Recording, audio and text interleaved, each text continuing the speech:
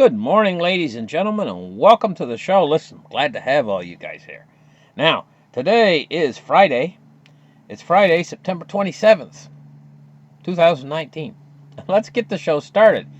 First thing I want to talk about is why I said this whole impeachment thing with Donald Trump. Why I said it's different this time. Well, the timing of it all. Next month, we're going to have an awful lot of things happening within the financial system. Big events like Brexit, huge, And on the 10th of October, the Fed's due to cut off their funding of the repo market. That's big because I don't think they can cut it off. Now, here's the thing. All the timing of this whole thing, the House has a majority of Democrats in the House. This is big. But, so it could possibly make it through the House. But when it comes to the Senate, they don't have a majority. They would have to swing the vote of more than 20 Republicans in the thing.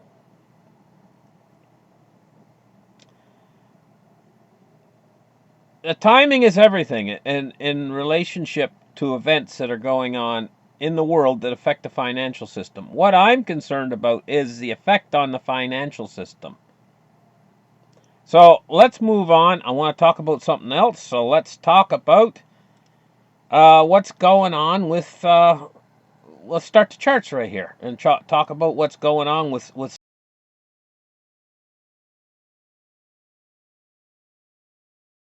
something that's coming. An Arctic Express. This is awfully early in the year to have this kind of significantly cold weather. Very unusual. And, a number of years now, we've had something that's formed, this big Arctic polar vortex, they call it. And it's scary because the temperatures within the polar vortex, it generally comes at midwinter. The temperatures within this polar vortex can be absurdly low, like 70 degrees below zero. So cold that if you quite literally take a pot of hot water outside and throw it up into the air, it just forms into a big giant ball of steam.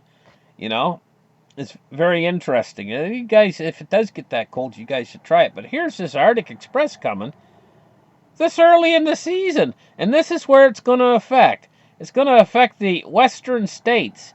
And you can see the center of it's going to be up there around, what state is that? Is that Montana? Or anyway, it's going to affect California. They're going to feel a little bit of a frigid cool from it.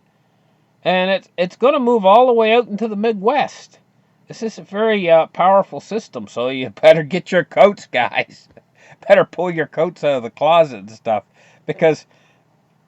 And look how hot it is in the southeast, Very unusual circumstances. Then we got this border in the middle where a lot of temperatures. I'll tell you, this is unusual. Let's get to take a look at the silver price now. Excuse me. Silver price is diving right now. I'm going to tell you, honestly, to knock silver and gold down and cryptocurrencies, these are the only ways that you can get out of counterparty risk.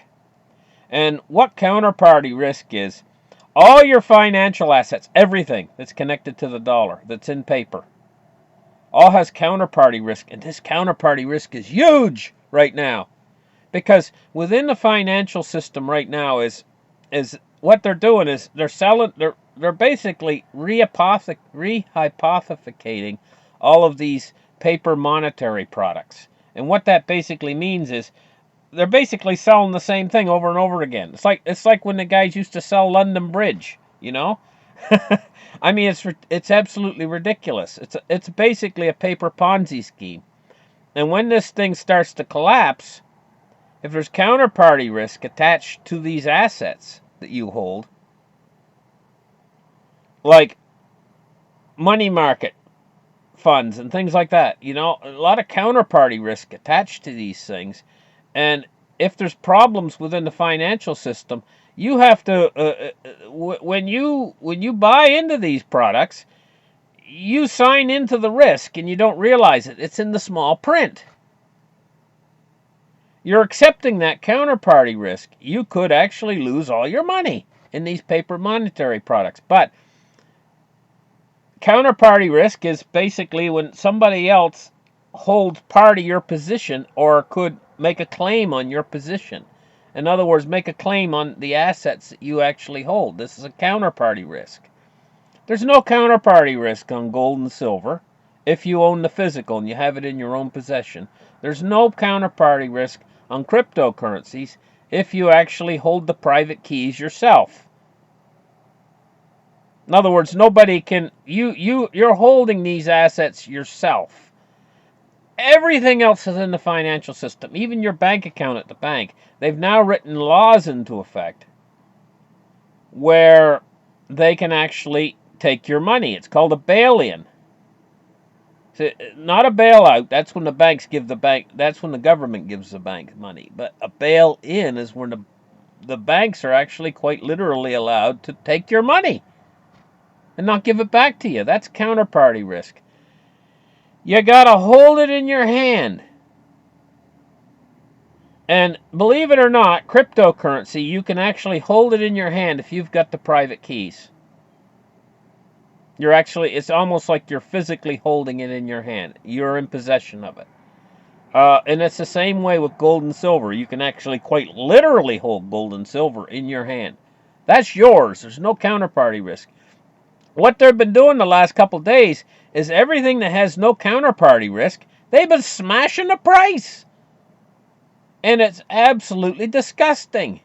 Because we want to be able to own something that has no counterparty risk so that we know we have it. We know it's ours. And these are the only assets that we can hold that we know is ours. And the price on all of these assets has been smashed the last few days. And it's pitiful right now because on the opposing side of this, when the financial system starts to melt down, these are the assets that's going to go up to the moon in price. These assets that don't have any counterparty risk. But we've got to weather through this storm, guys.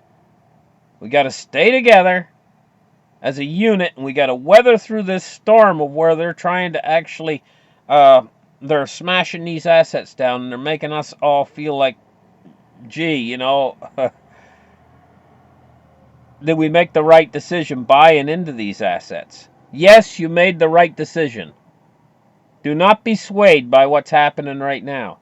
These are the last convulsions of a financial system that's in complete distress.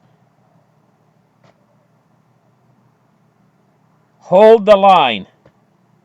Don't let them shake you out of the tree.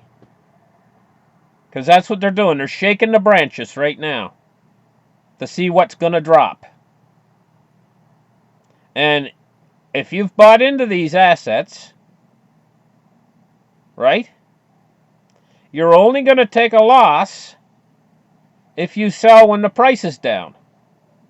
As long as if you own it and it's in your hand,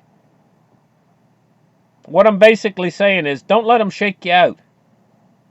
Because on the other side of this, and I don't think it's very far away, we're going to see these assets explode in price. So that being said, let's move on a little bit here. Cryptocurrency today is another one of these counterparty risk-free assets if you hold the private keys yourself. And it's been smashed $213 billion today, and a Bitcoin dominance is 67.9%. And you can see all the coins are down.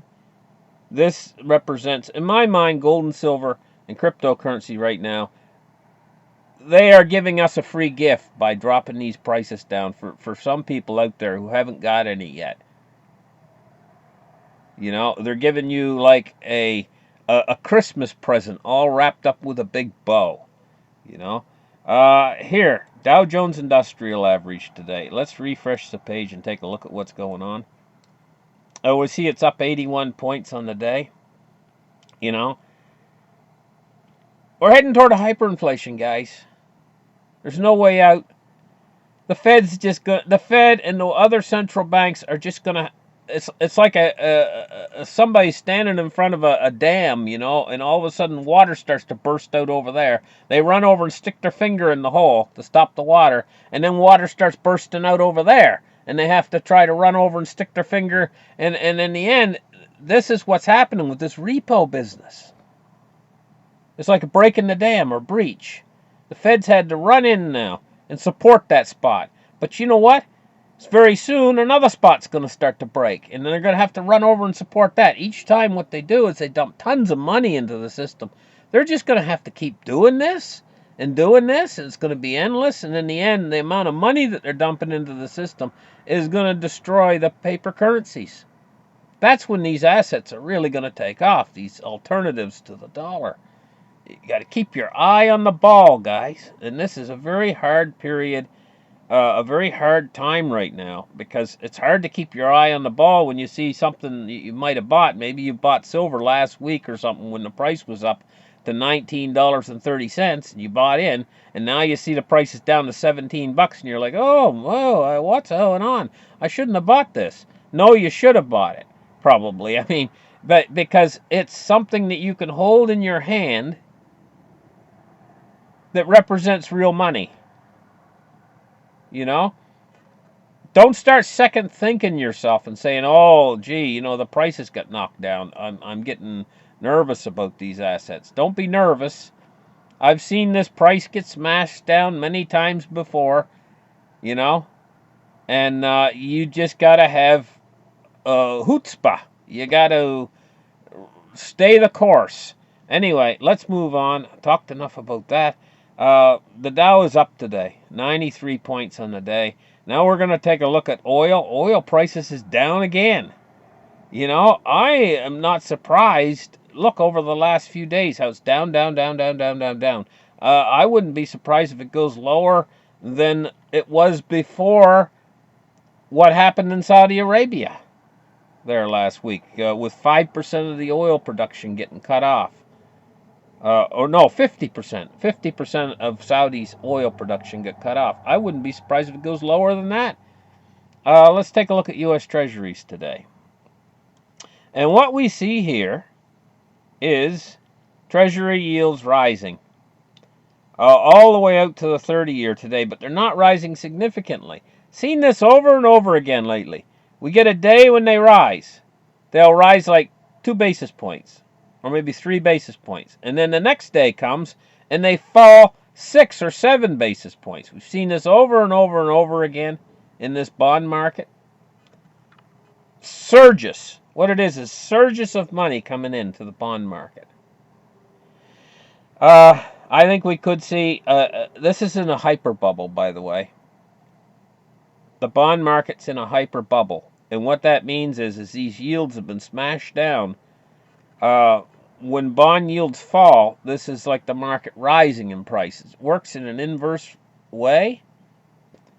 And so what we've seen is a lot of money coming into the bond market. We've seen a boom in the bond market to get these yields down this low. I anticipate that we could have some sort of a snapback, which would see yields rising very quickly. The 30-year could rise to like 5%. The U.S. 10-year could go to like 4%. And it could do it suddenly. We could get some sort of a snapback because this is in a hyper bubble. That's what bubbles do. They pop. And that would send chaos into the world's economy if that were to happen. Let's take a look now at the U.S. dollar. Riding high is the only thing I can say. And this is part of the reason why, if not a lot of the reason why, we see gold and silver going down, is the strength in the dollar right now. 99.20. That is a very strong dollar. Okay, guys. Thank you guys for listening to the show. Give me a thumbs up. This is a Friday. I'm probably doing a nice show this weekend, and we'll see you guys on Monday morning. Bye-bye.